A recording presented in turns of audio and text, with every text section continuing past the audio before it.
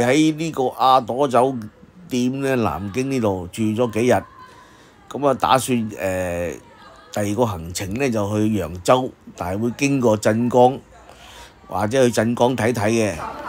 我哋喺呢個南京酒店咧就住咗幾晚，咁啊今日開始咧就要去揚州嗰度，個朋友車我哋去，咁啊去嗰度另外咧就玩2日啦，睇下嗰度嘅風景啊，嗰啲地道嘢啊，係咪同南京差唔多啦？咁我哋而家要起程揸車去啦，拜拜。我哋而家到咗鎮江啦，鎮江呢度咧入邊咧好似一條鄉村咁樣，好多地攤都未開，嗰啲檔攤。鎮江係最出名咩？鎮江切菜最出名㗎啦，喺鎮江。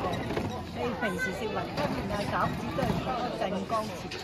嗱，夜晚靚好多嘅，開晒啲燈，而家日頭咧就冇人就少好多㗎呢啲。嗱，到咗呢一個鎮江。西津大市今日咧會嚟呢度經過啊，咁啊嚟呢度參觀下呢間嘢。呢度啊夜市就好旺嘅，日頭就係咁噶啦。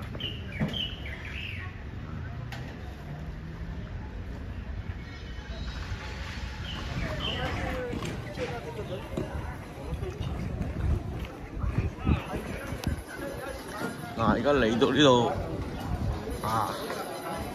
小巷，咁咧我哋咧就係諗住揾嘢食嘅。而家睇下選擇啊，去邊一間，一路行。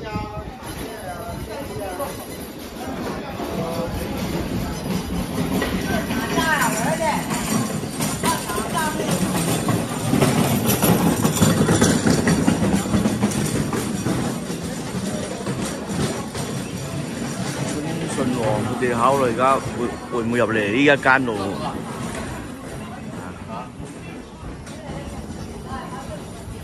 锅盖面，锅盖面，体验一下吧。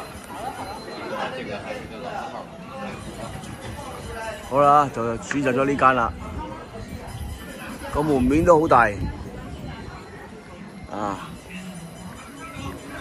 好啦，而家入去啦。喺度包緊嗰啲哇，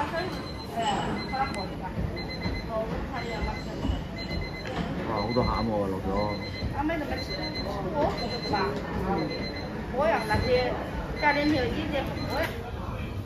嗱，呢度中間嘅樓頂咧好高嘅，好似啲龍門蟹仔嗰啲咁啊。下邊就係咁啦，啲樓梯上。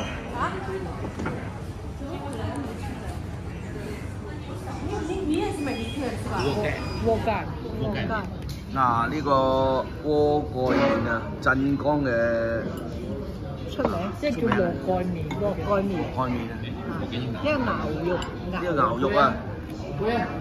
再来2个小碗。我以為拿這個來吃。也行，也行。沒什麼吧。對啊，有啥想？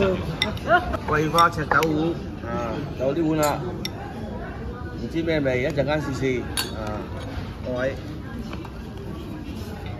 因為我哋咧就未曾試過，咁啊。唔使拆夾啦，成碗俾你。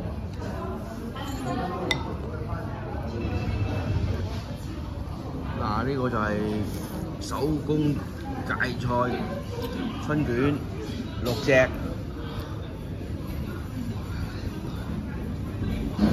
咁啊陣間試試啦。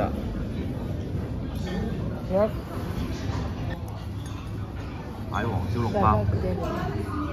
可以拿住啦。陣間試試下，我琴晚食嗰隻咧就好大隻嘅，而家呢啲係細隻啲嘅蟹黃小籠包。嗱，呢個係蟹肉嗰個湯包嚟嘅。琴日咧就喺酒店嗰度隔離嗰間鋪食啊，麻麻地，今日唔知。鎮江最出名係醋嘅，咁我哋本來諗住去一間做醋嘅廠睇嘅，但係今次咧時間匆匆，終於就冇去到啦。咁有啲失望。嗱，我哋今日中途又嚟到呢個鎮江嘅地方，主要就係即係食嘢嘅啫，揾個食午餐，因為如果落到去揚州呢就太晏啦，所以就嚟呢度揾嘢食，終於咁。嗱，我朋友揸呢架本田車，我哋由南京上嚟揚州，而家嚟到浙江。我哋食完午餐啦，喺呢個